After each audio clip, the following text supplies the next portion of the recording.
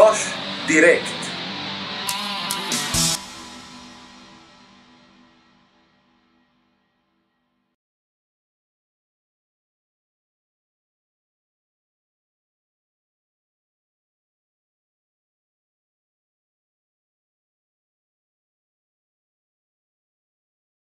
Torej, kako se nameravaš priključiti oziroma spremati v projektu EPK 2012 Ptuj? Ja, lep pozdrav. Danes, 3.10. sem aktiviral portal ptuj2012.net, na katerem se trenutno nahaja virtualno gledališče Teatrum Virtual, ki trenutno gosti predstavo Stadttheater Peto, torej kronika nemškega gledališča na Ptuju, nemško govorečega, ki sem jo publiciral leta 2009. Ta portal bom potem naslednje leto širil in sicer imam idejo, da vsak mesec naslednjega leta, od 1. januarja naprej, mislim, da bo to vsak prvi v mesecu, to še bom cenil, bo potem v ta virtualni teater prišla ena predstava virtualna, ki se nanaša na mesto Ptuj. In boš tudi sam avtor teh predstav ali nameravaš še koga projekt povabiti? Ja, glede na pretekla leta ustvarjanja sem si vzpostavil sistem, da ni nujno, da še kdorkoli sodeluje. Če pa kdo želi sodelovati, pa je dejansko dobrodošel. To mi ni težava, ampak nuja preteklih let je pokazala, da sem se moral tako zorganizirati, da lahko izvedem to sam, če želim. Tako da omejitev ni pa tudi nujne potrebe. In zakaj si se lotil, oziroma zakaj sodeluješ na tak način v projektu EPK? Če potegnemo nekako nazaj en presek stanja in vseh dogajanj, denimo od 2008 do danes, se je takrat še veliko govorilo o prenovi duha, ko je bil prvi koordinator, gospod Franc Mlakar, je bil v zraku nek optimizem, pa tudi če so bile na vides oziroma nekatere napovedi irealne, se je vse napovedovalo, pa če bi se dosegla tretjina tega, bi se doseglo mnogo. In potem, zatem je v nekem morju nesoglasij vse skupaj postalo čudno, je izginilo, ni bilo mnogo debat, ampak jaz sem takrat ostal na tisti premisi, ki jo je on zastavil.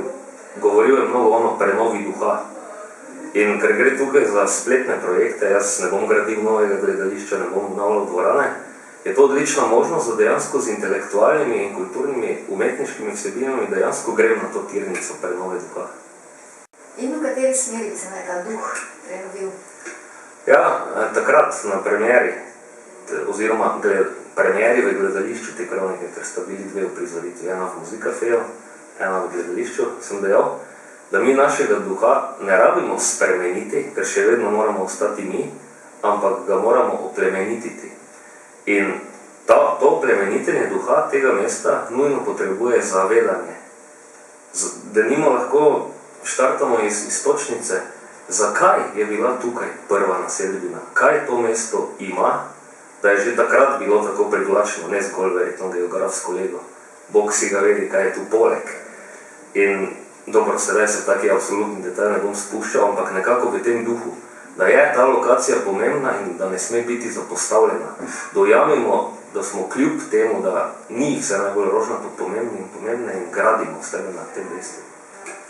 Kakšen je odziv Ptuja na ta tvoja izhodišča, razmišljanja, želje po aktivni spremembi? Živimo v obdobju, kjer se mnogo komunikacije vrši v spletnih omrežjih. In glede na to, da so to videi, da so to animacije, ki so lahko objavljene na portalih, na Facebooku, je odziv odličen.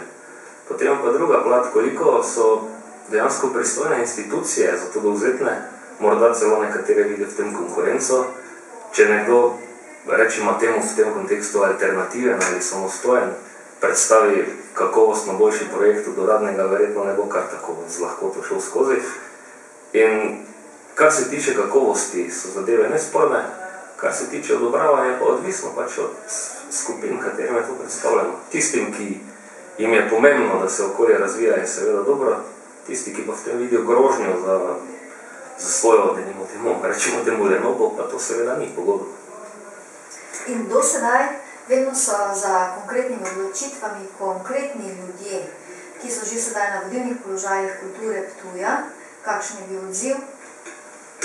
Ja, denimo, jaz sem si svoj čas, to kroniko gledališča, če se osredotočim na to konkretno v tem odgovoru, sem začel pripravljati leta 2001.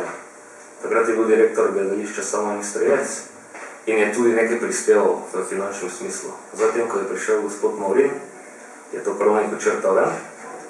Potem sem jaz kljub temu naredil v sklopu magisterskega študija in kaj je bilo sedaj strani gledališča, je bila ena prizoritev v gledališču, nič več in nič manj od tega, tako da sedaj ne bom tu napadal direktorja gledališča do tega noče, bom pa dejal, da nimam jaz občutka, da ga to zelo zanima, da bi to nekom dali.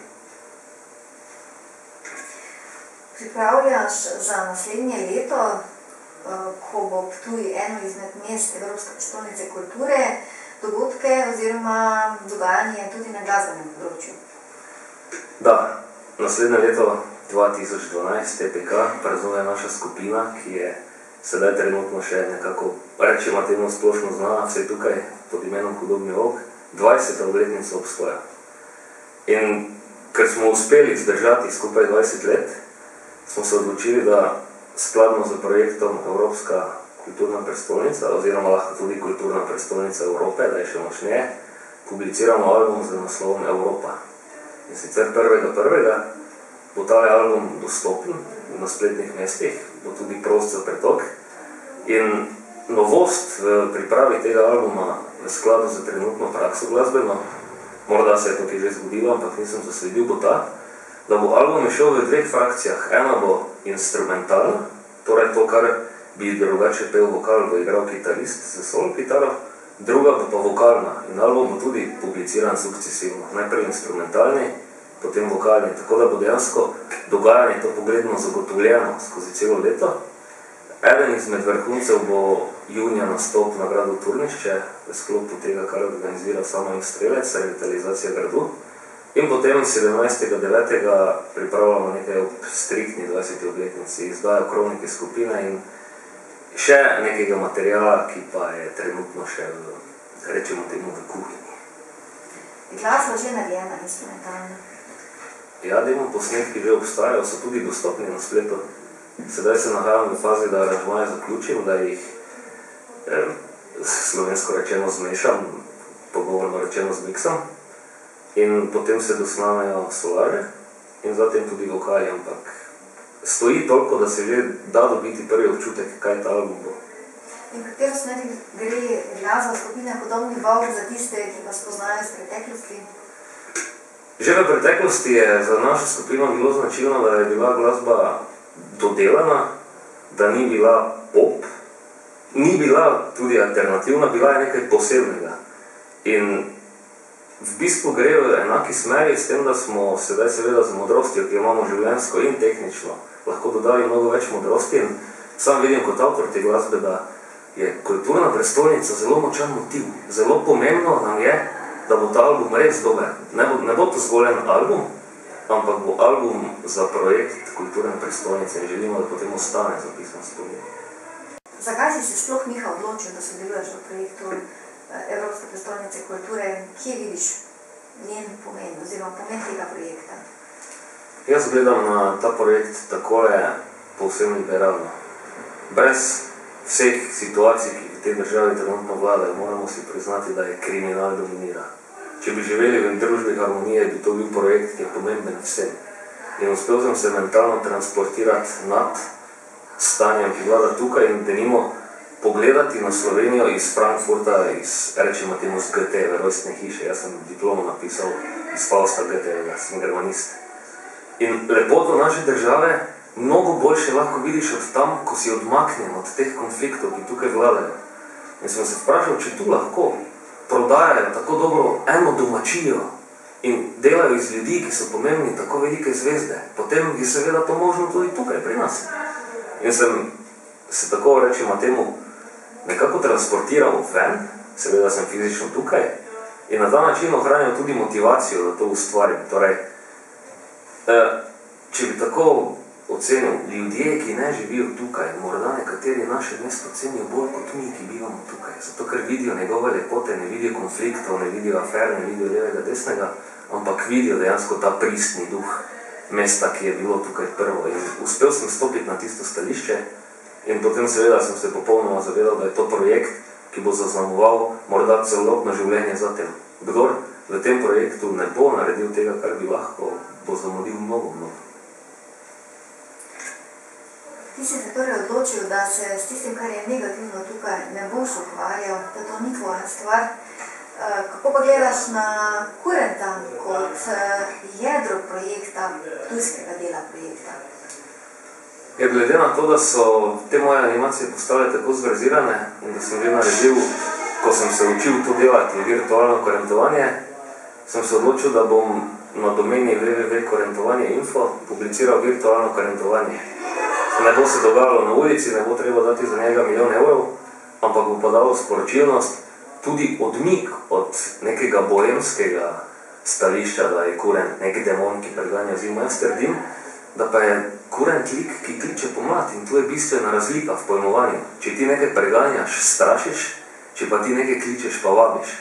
In jaz pravim, da je pa tu mogoče eno od jeder, ki jih je takrat gospod Mlakar hotel izpostaviti, do spremembe duha oziroma oplemenitenja bo prišlo takrat, ko bomo dojeli, da naš najbolj znan lik ne straši, ampak vabi.